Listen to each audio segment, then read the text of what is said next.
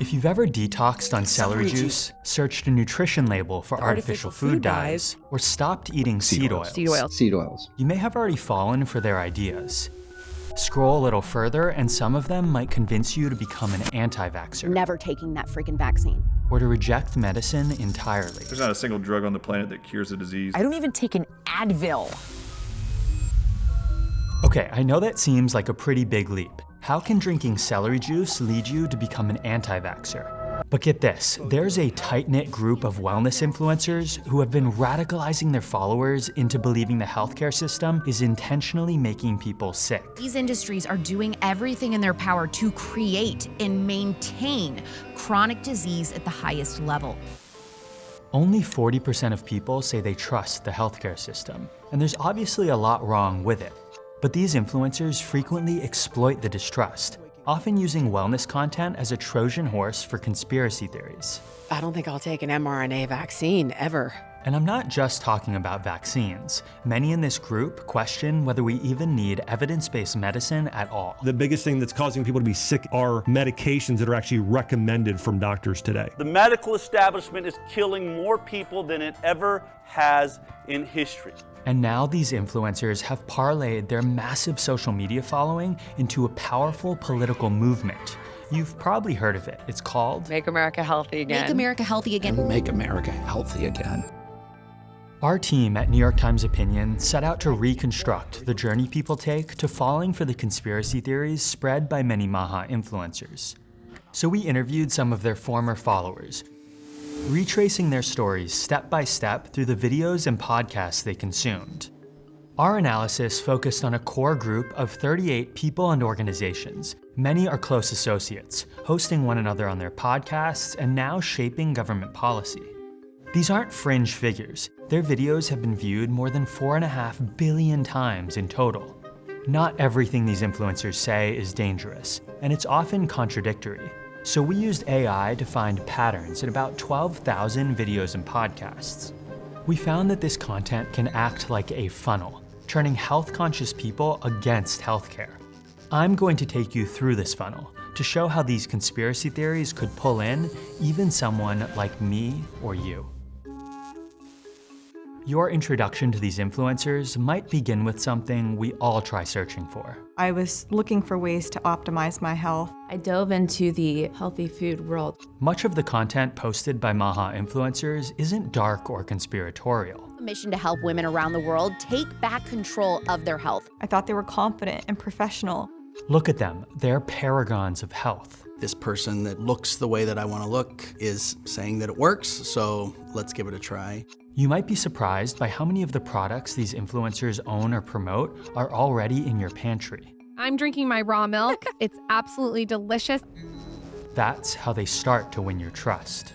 I just want to help you. I'm just here to help people. To help people around the world reclaim their health.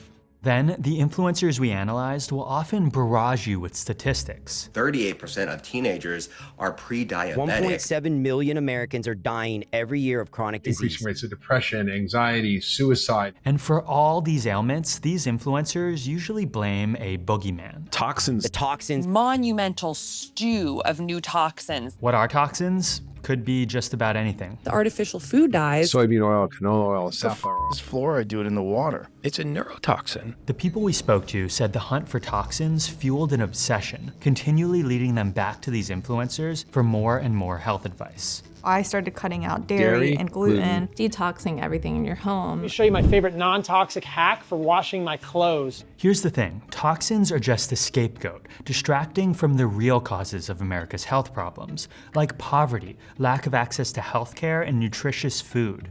Rather than meaningfully address those issues, these influencers push their expensive detoxification products. How can we detoxify our bodies from these insidious particles? You see, MAHA influencers conjure a scary image of a world full of toxins and juxtapose it against their curated image of vitality. In other words, you're sick, but they're not.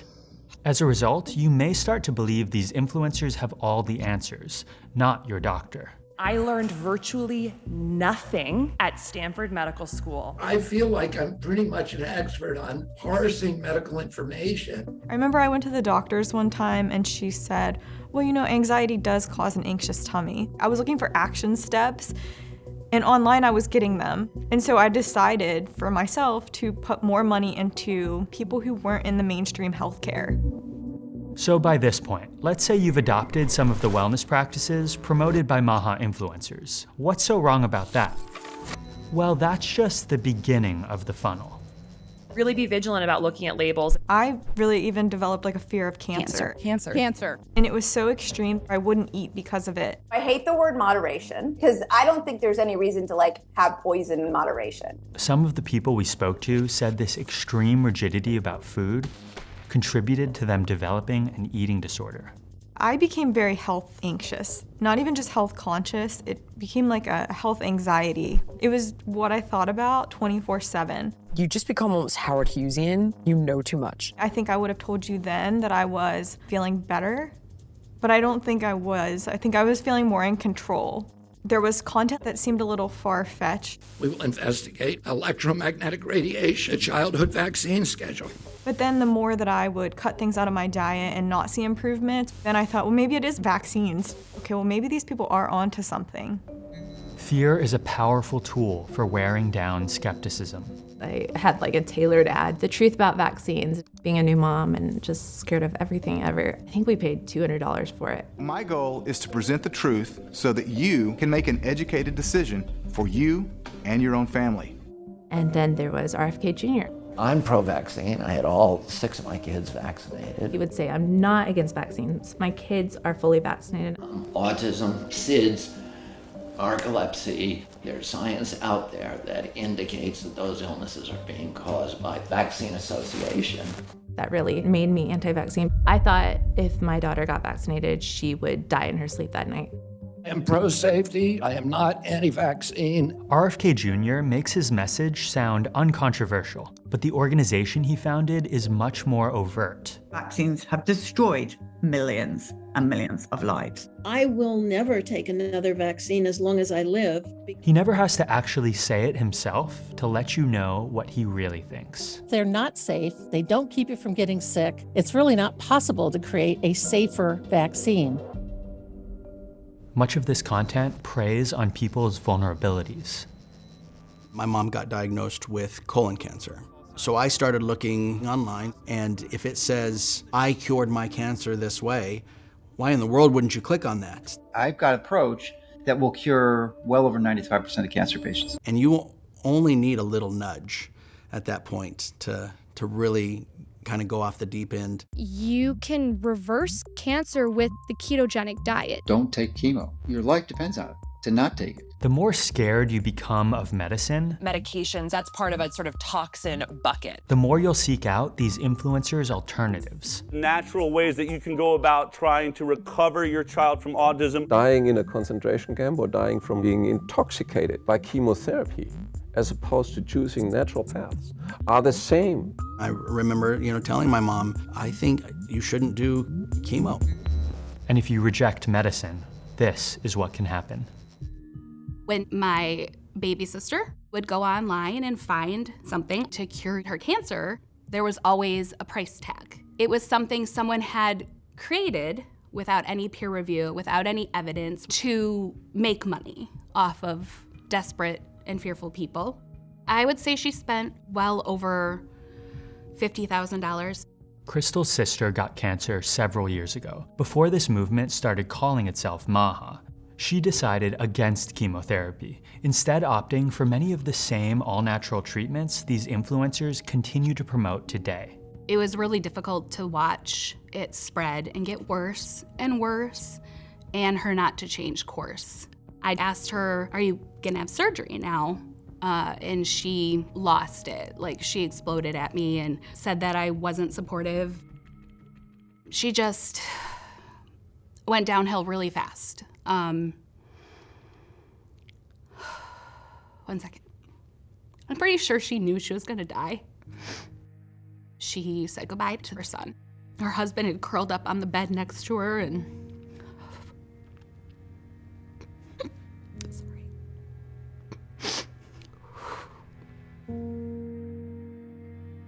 After 2 years of alternative treatments, Crystal's sister finally tried chemotherapy, but it was too late.